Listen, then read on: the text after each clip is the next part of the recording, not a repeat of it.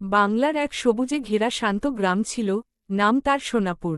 চারদিকে বিস্তীর্ণ ধানক্ষেত, ছোট ছোট কাঁচা রাস্তা, তালগাছ, নারকেল গাছ আর বাঁশঝাড়ে ঘেরা সেই গ্রাম যেন প্রকৃতির এক সুন্দর ছবি। সকালে সূর্য উঠতেই পাখিদের কিচিরমিচির আর হালকা বাতাসে ধানের গন্ধে পুরো গ্রাম ভরে উঠত। এই গ্রামেই থাকত একটি মেয়ে, তার নাম শিউলি। শিউলি ছিল খুব শান্ত, ভদ্র আর পরিশ্রমী। সে ছোটবেলা থেকেই গ্রামের প্রকৃতি আর মানুষের জীবন খুব ভালোবাসত। শিউলির বাবা রহিম ছিলেন একজন কৃষক। ভোরবেলা সূর্য ওঠার আগেই তিনি মাঠে চলে যেতেন। শিউলির মা আয়শা ঘরের সব কাজ সামলাতেন। শিউলি প্রতিদিন সকালে মাকে কাজে সাহায্য করত, উঠোন ঝাড়ু দিত, গরুকে ঘাস দিত, আর মাকে রান্নায় সাহায্য করত। সব কাজ শেষ হলে সে স্কুলে যেত। স্কুলটা ছিল গ্রামের মাঝখানে, বড় একটা বটগাছের পাশে। স্কুলে শিউলির অনেক বন্ধু ছিল, রিমা, সুমি, করিম আর হাসান। একদিন স্কুল ছুটি হওয়ার পরে সবাই মাঠের পাশে বসে গল্প করছিল।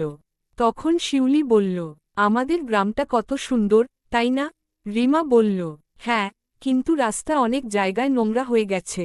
করিম একটু ভেবে বলল, যদি আমরা সবাই মিলে গ্রামটা পরিষ্কার করি? সবাই এই কথা শুনে খুশি হল। তারা ঠিক করল, পরের দিন থেকে তারা কাজ শুরু করবে। পরদিন সকালে শিউলি খুব ভোরে উঠে বন্ধুদের ডেকে আনল। তারা সবাই হাতে ঝাড়ু আর ঝুড়ি নিয়ে গ্রামের রাস্তা পরিষ্কার করতে লাগল। কেউ ময়লা তুলছে, কেউ শুকনো পাতা সরাচ্ছে। গ্রামের মানুষ প্রথমে অবাক হয়ে দেখছিল, পরে সবাই খুব খুশি হল। হাশেম চাচা বললেন, তোমরা এত ছোট হয়েও গ্রামের জন্য এত ভালো কাজ করছ। এরপর গ্রামের আরও কিছু ছেলে মেয়েও তাদের সাথে যোগ দিল। একদিন শিউলি বলল, শুধু পরিষ্কার করলেই হবে না, আমাদের গাছও লাগাতে হবে। সবাই রাজি হল। তারা গ্রামের রাস্তার পাশে ছোট ছোট গাছ লাগাল, আম গাছ, কাঁঠাল গাছ, শিউলি ফুলের গাছ আর অনেক ফলের গাছ। প্রতিদিন তারা সেই গাছগুলোতে পানি দিত।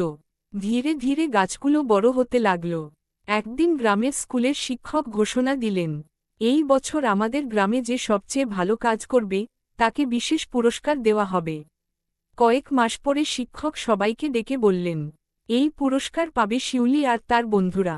সবাই হাততালি দিল। শিউলি খুব খুশি হলেও সে বলল, এটা শুধু আমার না, আমাদের সবার কাজ। এরপর থেকে গ্রামের সবাই আরও সচেতন হয়ে উঠল। কেউ আর ময়লা ফেলত না, সবাই গাছ লাগাতে শুরু করল।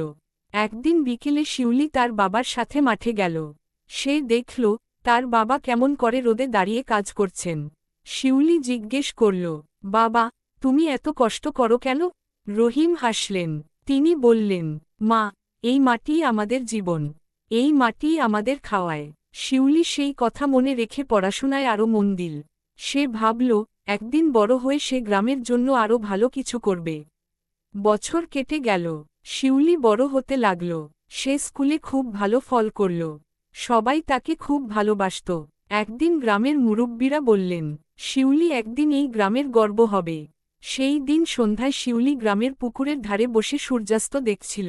বাতাসে গাছের পাতা দুলছিল, পাখিরা বাসায় ফিরছিল। শিউলি মনে মনে ভাবল, এই গ্রামই আমার সবকিছু। আমি সবসময় এই গ্রামের জন্য কাজ করব। তার মুখে একটা শান্ত হাসি ফুটে উঠল। কারণ সে জানত, একটা ছোট স্বপ্ন থেকেও বড় পরিবর্তন আসতে পারে।